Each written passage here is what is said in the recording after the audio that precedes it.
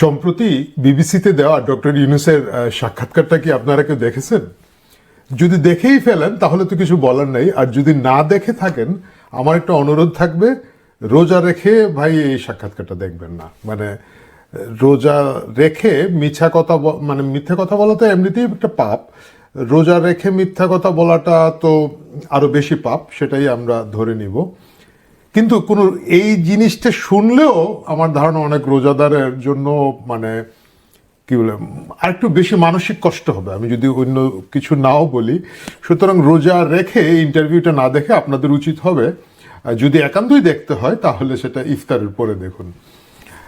প্রিয় দর্শক, যারা দেখে ফেলেছেন তাদেরকে শুভেচ্ছা ভালোবাসা। আশা করছি যে তারা মানে ধৈর্য ধরে দেখার কারণে তাদের সেই ধৈর্য শক্তিটা অনেক বেড়েছে, এবং যারা দেখেন নাই তারা না দেখে বরঞ্চ দুধের সাথে ঘুলে মিটিয়ে ফেলুন। আমি এখন আলাপ করব ডক্টর ইউনূসের এই 17 মিনিটের সাক্ষাৎকারটা নিয়ে। যাই হোক, ডক্টর ইউনূসের কথাবার্তা শুনতে খুব ভালো লাগে, মানে তার কিছু কমন কথা আছে এবং শেষ পর্যন্ত উনি খুব চমৎকারভাবে সারেন্ডার করে ফেলেন। না, আমি তো নতুন, আমি কিছু জানি না, আমার লোকজন যারা আছে এরাও কিছু জানে না, আমরা চেষ্টা করছি, অনেক কিছু করার ছিল কিছুই করতে পারি নাই। ও আর সংস্কার দেখবেন, এই যে আমার হাতে সংস্কার, মানে আপনি যেটাই বলবেন শেষ পর্যন্ত এটা একটা সংস্কার দিয়েই উনি মানে কি বলা যায় এটাকে বেঁচে থাকার একটা চেষ্টা বা কিছু একটা করতে চেষ্টা করেন আর কি। যাই হোক, অবভিয়াসলি তার সাক্ষাৎকারটা বিবিসিতে প্রকাশিত হয়েছে মার্চের 3 তারিখে, এবং সেই সাক্ষাৎকারটা নিয়েছেন বিবিসি বাংলার সম্পাদক মীর সাব্বির। মীর সাব্বিরের যে প্রথম প্রশ্নটা মানে কাজের প্রশ্ন, প্রথম তো একটা কি বলা যায় ভদ্রতা সূচক কিছু প্রশ্ন থাকে, এইগুলার বাইরে তার প্রথম জিনিসটা হচ্ছে যে বিদেশিদের তার উপর অনেক আস্থা আছে, এবং ডক্টর ইউনূসকে জিজ্ঞেস করা হয়েছে যে বিদেশের আস্থা বাদ দিয়ে মীর সাব্বির বলতেছেন, আমি যদি দেশের প্রসঙ্গে আসি, আইন শৃঙ্খলা প্রসঙ্গে, আইন শৃঙ্খলা পরিস্থিতি অবনতি নিয়ে কিন্তু অনেক সমালোচনা হচ্ছে, তো এই বিষয়ে অপরাধ কিন্তু বেশ বেড়েছে, এটা নিয়ে আপনারা নিয়ন্ত্রণ কেন করতে পারছেন না? এটা মীর সাব্বিরের প্রশ্ন। জবাবটা কি? জবাবটা হচ্ছে, ও আস্থার কথা দিয়ে শুরু করেছিলাম, আস্থার কথাতেই ফিরে যাই, দেশ বিদেশের আস্থা, দেশের মানুষের আস্থা আছে কিনা আমাদের উপর, এটাই তো বড় কথা। এটা ডক্টর ইউনূস বলেছেন। মানে হচ্ছে ডক্টর ইউনূসের একটা দৃঢ় বিশ্বাস হচ্ছে দেশের মানুষের অনেক আস্থা আছে তার উপরে। ভাই, এ তো যদি আস্থা থেকে থাকে তাহলে আমার মনে হয় একটা জনমত জরিপ করে ফেলেন, সেটা সবচেয়ে ভালো হবে। এবং সেটা কোথায় করবেন? একটু দূরে নিরাপদে থেকে করেন। ধরেন আপনি হঠাৎ করে কারণ বাজারের মাঝখানে গিয়ে বা শ্যামবাজারের আড়তে গিয়ে বা ধরেন মিরপুরে যারা দাঁড়িয়ে আছেন অনেক লোকজন বা যে কোনো একটা জায়গায়, মানে অনেক জনসমাবেশ আছে, এইসব জায়গায় যায় না। নিরাপত্তার একটা প্রশ্ন হতে পারে, নিরাপত্তার অবস্থা তো ভাই খুবই খারাপ, এবং এই মব ভায়োলেন্স তখন দেখা যাবে যে আপনাদের উপর দিয়ে হয়ে যেতে পারে, একটু খেয়াল রাখেন। যাই হোক, কাজের কথা আসি তাহলে, অনেক কথাবার্তা হলো। বিবিসি জিজ্ঞেস করছে, আমরা যদি আইন শৃঙ্খলা বিষয়ে ফিরে তাকাই, পরিস্থিতির যে অবনতি হয়েছে, অনেকেই বলছেন তারা নানা রকম ভয়ে আছেন, আতঙ্কে আছেন, যেহেতু অপরাধটা তারা দেখছেন রাস্তাঘাটে যেটা হচ্ছে, এটা কেন আপনারা নিয়ন্ত্রণ করতে পারছেন না? খুবই যৌক্তিক একটা প্রশ্ন। প্রধান উপদেষ্টা জবাব দিচ্ছেন, অবনতিটা কোন পয়েন্ট থেকে হয়েছে এটা আমাকে বলতে হবে তো। আপনি বলছেন অবনতি হয়েছে, কোন রেফারেন্স পয়েন্ট থেকে হয়েছে সেটা না দিলে তো আমি বুঝতে পারবো না। উনি বুঝতেই পারেন নাই যে কোথা থেকে অবনতি হয়েছে। মানে ক্রাইম রেট 100 ছিল, 100 থেকে বেড়ে 120 হয়েছে না 90 হয়েছে, তাকে একটা রেফারেন্স পয়েন্ট দিলে তিনি বুঝতে পারবেন। ভাই, এই দেশের একবারে সাধারণ যে মানুষটা ফেসবুকে ঢুকলেও দেখতে পাচ্ছে যে দা কিরিচ চাপাতি নিয়ে রাস্তাঘাটে লুটপাট হচ্ছে, ছিনতাই হচ্ছে, মব ভায়োলেন্সের কথা তো মানে বাদই দিলাম, কিন্তু ডক্টর ইউনূসের প্রয়োজন পড়বে রেফারেন্স পয়েন্ট। তিনি সেই রেফারেন্স পয়েন্ট ছাড়া কিছুই জানেন না, কিছুই বুঝতে পারেন না। আসুন তাহলে আমি তাকে কিছু রেফারেন্স পয়েন্ট দিই। পয়েন্টগুলো আমরা নিয়েছি ডেইলি স্টার থেকে, ডেইলি স্টারের সাম্প্রতিক একটা রিপোর্ট, সেই রিপোর্ট থেকে আমরা শুরু করব। এটা হচ্ছে ফেব্রুয়ারির 25 তারিখে একটা রিপোর্ট, ক্রাইম রেট স্পাইক। আচ্ছা, আমাকে একটু হ্যাঁ, ক্রাইম ট্রেন্ড, ড্যাকোইটি হচ্ছে মব ভায়োলেন্সের মতো, মানে দলবদ্ধ ছিনতাই। এটা জানুয়ারি 2020 থেকে 25 পর্যন্ত প্রতি বছরের জানুয়ারির মেজারমেন্টটা তারা নিয়েছেন। 2024 সালে এটা ছিল 29টা ঘটনা রিপোর্ট হয়েছিল, এখন এটা হয়েছে 71টা। আপনি বুঝতে পেরেছেন? 29 থেকে 71, মানে 30, 60, 70, 71। 30-এর ডাবল হলে 60 হয়, 29-এর ডাবল হলে 58। এর চেয়ে অনেক গুণ বেড়ে গেছে। এটা একটা ডক্টর ইউনূস সাহেবকে দিলাম। তারপর ক্রাইম ট্রেন্ড রবারি, নর্মাল ডাকাতি, 2024 সালে ছিল 114টা, এই বছর রিপোর্ট হয়েছে 171টা। সো আপনি এই ট্রেন্ডগুলো যদি না দেখে থাকেন ডক্টর ইউনূস সাহেব, তাহলে তো কিছু বলার নাই। আপনি তো অনেক ইংরেজি পারেন, আমার তো ধারণা ছিল আপনি ডেইলি স্টারই পড়েন, মানে আপনাদেরই তো পত্রিকা। মার্ডার, খুন, 2024 সালের জানুয়ারিতে 231টা রিপোর্ট হয়েছিল, এবার হয়েছে প্রায় 300টা, 294টা। আচ্ছা, তারপরে আসেন কিডন্যাপিং, অপহরণ 2024 সালে রিপোর্ট হয়েছিল জানুয়ারি মাসে 51টা, এই বছর হয়েছে 105টা, দ্বিগুণেরও বেশি। তো প্রায় জিনিসই তো প্রায় দ্বিগুণেরও বেশি। তারপরেও আপনাকে কেন স্কেল দেওয়া লাগবে ডক্টর ইউনূস সাহেব, আমি এটাই তো বুঝলাম না। আসেন, আর কি আছে? আর বাকিগুলো চুরি, দাড়ি, বাগলাড়ি, ওইগুলোতে আমি না যাই। নভেম্বর ডিসেম্বরে একই অবস্থা। আমরা যদি দেখি খুন রাহাজানি, এখানে অবশ্য 2025-এর স্ট্যাটিস্টিকটা যেহেতু নাই, যেহেতু নভেম্বর ডিসেম্বরটা আমরা নাই ধরলাম, জানুয়ারির হিসাবটা দিলাম। চাইলে আপনারা সেগুলোও অনলাইন থেকে দেখে নিতে পারেন, মানে আপনাদের তো দেখার কিছু নেই, আপনারা এমনিতেই জানেন, ডক্টর ইউনূস সাহেব দেখে নিতে পারেন। সো এই হচ্ছে অবস্থা, যেখানে কিছু কিছু ক্রাইম পুরো ডাবল হয়ে গিয়েছে, যেগুলো একেবারে কমের মধ্যে হয়েছে, খুন রাহাজানি এটা 30 ভাগ বেড়েছে। তারপরে ডক্টর ইউনূস একটা স্কেল খুঁজে পাচ্ছেন না, উনি একটা রেফারেন্স পয়েন্ট খুঁজে পাচ্ছেন না, খুবই দুর্ভাগ্যজনক। এবং এই যে ডাটাগুলো দেওয়া হচ্ছে, এগুলো কিন্তু আমি আপনি বানাই নাই, এই ডাটাগুলো কিন্তু বাংলাদেশ সরকারের পুলিশ বিভাগের তাদের নিজস্ব ডাটাবেজের ডাটা, যেটা তারা প্রতিনিয়ত আপডেট করেন। এবং আপনারা জানেন, যা ডাটা দেওয়া হয়েছে মূল অপরাধ এর চেয়ে অনেক বেশি হবে। এই কারণে হবে কারণ একটা বিশেষ সংখ্যক লোকজন থানাতে যাচ্ছেন না। একেবারে পরিষ্কার করে বললে, আওয়ামী লীগের সমর্থিত লোকজন যারা আছেন তারা নির্যাতনের শিকার হচ্ছেন, জুলুমের শিকার হচ্ছেন, কিন্তু তারা জানেন থানাতে গেলে উল্টো তাদের হয়রানি হবে, গ্রেফতার করা হবে, সুতরাং তারা থানাতে যাচ্ছে না। যদি, এবং এরাই কিন্তু ভিকটিমের একটা বড় অংশ, এই অংশটুকু যদি আমরা যোগ করি, আমার তো ধারণা দ্বিগুণ না, এটা বলতে 3 গুণ, 4 গুণ, 5 গুণ পর্যন্ত হতে পারে। কিন্তু ডক্টর ইউনূস সাহেব চোখে দেখছেন না।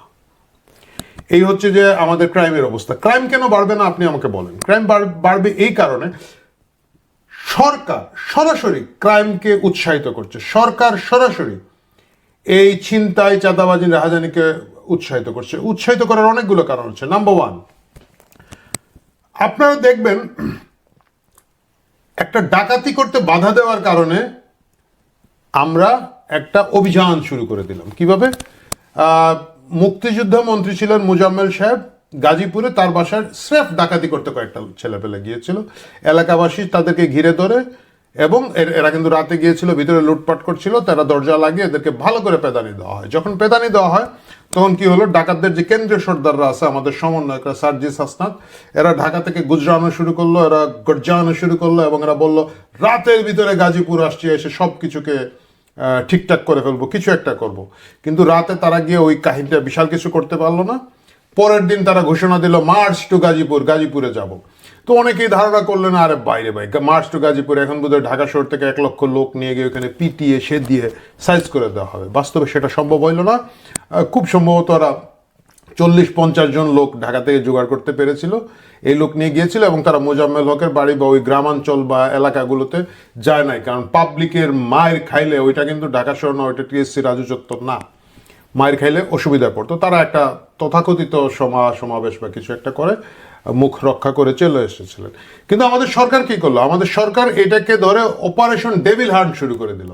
সো দ্য মেসেজ তারা জনগণকে ডেলিভার করলো যে তোমার বাড়িতে ডাকাতি করা হবে, বিশেষ করে তুমি যদি আওয়ামী লীগের সমর্থন করে থাকো, বা তুমি, পরিষ্কার কথা, তুমি যদি জাতীয় নাগরিক কমিটি এবং জামাতে ইসলাম টাইপের এই যে উগ্র ডানপন্থী রাজনৈতিক দলগুলোর সাথে যদি তোমার কোনো সম্পৃক্ততা না থাকে, তোমার বাড়িতে ডাকাতি করা হচ্ছে আমাদের অধিকার, এবং সেই অধিকার যদি তুমি না দাও, তোমাকে এখন আর্মি পাঠিয়ে ডেভিল হান্ট করে দেওয়া হবে।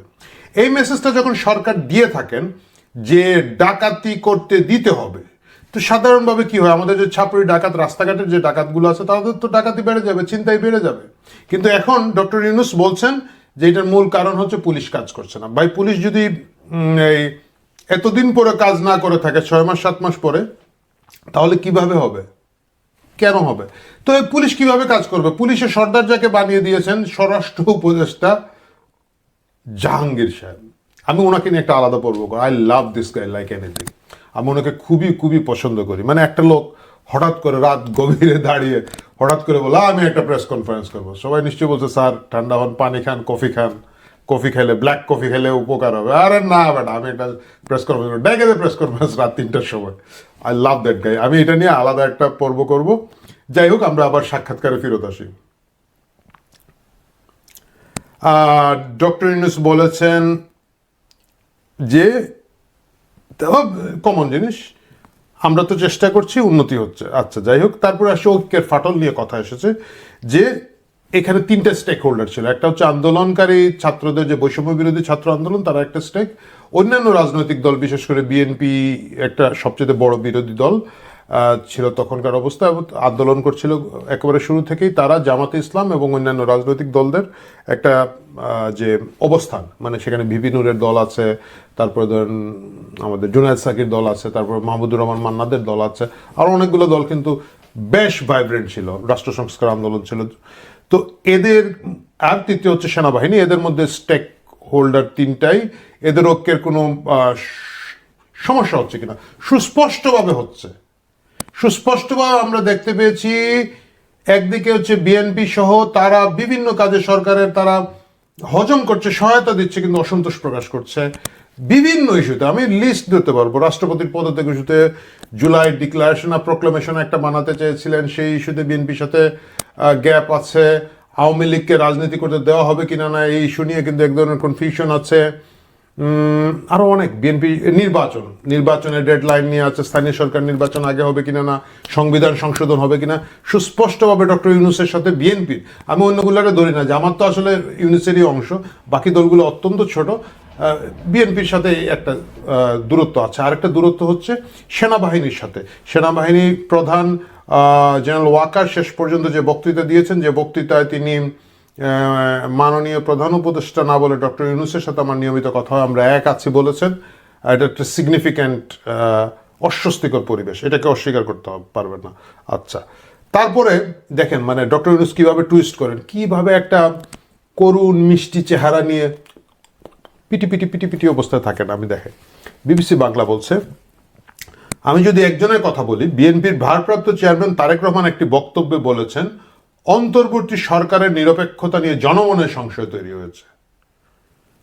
প্রধান উপদেষ্টা জবাব দিচ্ছেন, ও জনমনে, ওনার মনে সন্দেহ হয়েছে কিনা এটা হলো কথা। মানে তারেক রহমান কি বলবে যে ভাই আমার মনে সন্দেহ তৈরি হয়েছে? রাজনীতিতে লোকজন এভাবেই বলে যে জনগণ চায় না, জনগণ চায় না মানে আমি চাই না, জনগণ চায়, জনগণ চায় মানে আমি চাই। জনগণের মনে সন্দেহ সৃষ্টি হয়েছে, জনগণের মনে সন্দেহ সৃষ্টি হয়েছে। তারেক রহমান কি বলেছে যে জনগণের মনে সন্দেহ সৃষ্টি হয়েছে কিন্তু আমার মনে কোনো সন্দেহ নাই? ওনারা যখন বলেছেন জনমনের সন্দেহ সৃষ্টি হয়েছে, মানে বিএনপির মনে সন্দেহ সৃষ্টি হয়েছে। তো বিবিসি বলছে ও তাদের মনে কেন সন্দেহ তৈরি হবে? তখন প্রধানমন্ত্রী না, সে তো করে নাই, সে কথাই বলছি, আমরা যখন বসি কেউ তো বলে নাই যে সন্দেহ হচ্ছে, সে বলেছে আমরা আপনাদের সঙ্গে আছি। সো এই যে ভদ্রতা করে যে লোকজন কথা বলে, এই জায়গাটাকে তারা ডক্টর ইউনূস খুব টুইস্ট করে, খুব নিজেদের মতো করে নিয়ে আসলেন। ছাত্রদের প্রসঙ্গে, ছাত্ররা একটা রাজনৈতিক দল গঠন করেছে, এতে এই সরকারের অবস্থান কি হবে? আর এটা খুব পরিষ্কার। ডক্টর ইউনূস প্রথমে বলেছেন আমাদের চাকরি দিয়েছে ছাত্ররা। তো আমরা আগে দেখতাম না, মানে যে সরকার যারা চাকরি দিয়ে, যে বিশেষ করে নির্বাচন কমিশনের কিছু ক্লাউন ছিল না, এখন থেকে না, একবার আগে থেকে ছিল। আপনারা মনে করেন বিএনপি জামাত জোট সরকারের সময় ছিল জেনারেল না তো কি নির্বাচন কমিশন আজিজ এবং কে কে ছিল না, এদের কিনে লোকজন খুব হাসাহাসি করতো। একজন সিসি ছিল, সাংবাদিকরা দেখতে বলতো ভাই আমি তো দুপুরে ভাত খাই না, ভাতটা খাওয়া বেলায়, মনে আছে? একই ঘটনা, শেখ হাসিনা যাদেরকে সিসি বানিয়েছিলেন, উইথ অল ডিউ রেসপেক্ট, তাদেরকে রেসপেক্ট করার কিছু নাই। সো যারা চাকরি দেয় তাদের কথাই তো শোনে। তো ডক্টর ইউনূসের চাকরি দিয়েছে, উনি নিজেই বলেছেন ছাত্ররা, সেই ছাত্ররা পার্টি করেছে, এবং উনি বলছেন না না না না, আমার তো 3 জনের মধ্যে একজন পার্টি করতে চেয়েছে, ও তো চলে গিয়ে। তাহলে বলছেন যে রাজনৈতিক দল নিয়ে তাদের কিছু নাই, সেনাবাহিনী নিয়ে উনি বলেছেন সর্বাত্মকভাবে অ্যাবসুলুটলি তাকে সহায়তা করছে। হুইচ ইজ গুড, এই দৃঢ় মানে এই বিশ্বাস নিয়ে বলাটার প্রয়োজন ছিল, সেটা উনি বলেছেন। কিন্তু উনি ওয়াকারের সাথে ইকো করেন নাই, মানে একই সুরে কথা বলেন, বলেছেন ওনার বক্তব্য উনি বলেছেন, আমার তো এটা এন্ডোর্সমেন্টের কিছু নাই। এবং অবভিয়াসলি শেষে কি বলেছেন, যা কিছু হারায় গিন্নি বলেন কেষ্টা বেটাই চোর, সেই কেষ্টা বেটা হচ্ছে আওয়ামী লীগ। 7 মাস ধরে আওয়ামী লীগের অধিকাংশ নেতা কর্মী, নেতা তো নাই, নেতা এগুলা কোথায় গিয়েছে আল্লাহ জানে, মানে শীর্ষ নেতা শেখ হাসিনা বাদ দিয়ে বাকি যে নেতা ছিল ওবায়দুল কাদের সহ আল্লাহ মাহবুদে জানে এরা কোথায় আছে কি করছে। 3-4 জন একটু জেলে টেলে আছে, বাকিদের তো কোনো খোঁজখবর নাই। এবং এদের কর্মীরা খুব কষ্টে আছে, কারণ এদের ম্যাক্সিমাম নেতারা এই কর্মীদেরকে দেখে না, এরা নিজেরাই পালায় গেছে। এই কর্মীরা মানে আজব আজব কর্মী গ্রেফতার হচ্ছে, 7 বছর 8 বছর 10 বছর ধরে কোনো পদেই নাই, হয়তো আওয়ামী লীগ করে পাত্তাই দিত না, আওয়ামী লীগ করে বেচারা, এখন ওরা গিয়ে ধরছে। আমি কয়দিন আগে দেখলাম যে একটা আদালত থেকে উকিলদেরকে ধরে দৌড়ে দৌড়ে নিয়ে তুলছে। তো এই জন্য একটা বিশৃঙ্খল অবস্থা আওয়ামী লীগের। তখন ডক্টর ইউনূস বলছেন দেশের সকল সমস্যার মূল কারণ হচ্ছে আওয়ামী লীগ করছে। ওয়াকার বলেছেন দেশের যদি সবাই এক না থাকে দেশের স্বাধীনতা সার্বভৌমত্ব ঝুঁকির মুখে পড়বে। ডক্টর ইউনূস বলছেন হ্যাঁ, কারণ আওয়ামী লীগ করছে। সো এই হচ্ছে যে ট্র্যাডিশনাল রাজনীতির কথাবার্তা উনি বলছেন, ট্র্যাডিশনাল একটা সাক্ষাৎকার, গতানুগতিক সাক্ষাৎকার, আইন শৃঙ্খলা ও অন্যান্য বিষয় নিয়ে চোখে মুখে মিথ্যাচার, সব কিছুর দায় দায়িত্ব আওয়ামী লীগের ঘাড়ে দিয়ে দেওয়া, এটা একটা চোখে মুখে মিথ্যাচার।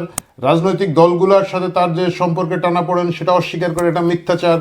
এই সব কিছু মিলিয়ে, সব মিথ্যাচার মিলিয়ে একটা আচার বানিয়ে উনি নতুন একটা সাক্ষাৎকার দিয়েছেন বিবিসিতে। প্রিয় দর্শক, আপনারা যারা দেখেন নাই তারা ভালো করেছেন, হুদাই সময় নষ্ট হতো। যারা আজকে আমার এই আলোচনাটা শুনলেন তারা ভাবছেন ওইটা শুনলেন সময় নষ্ট হলো, এইটা হলো কি হতো, এটাও সময় নষ্ট হলো, কিছু করার নাই। রোজা রমজানের দিন, হাতে অনেক সময় থাকে, সময় কাটানো যায় না। যারা ইবাদত বন্দেগী করছেন করেন, আমাদেরকে দোয়ায় রাখবেন।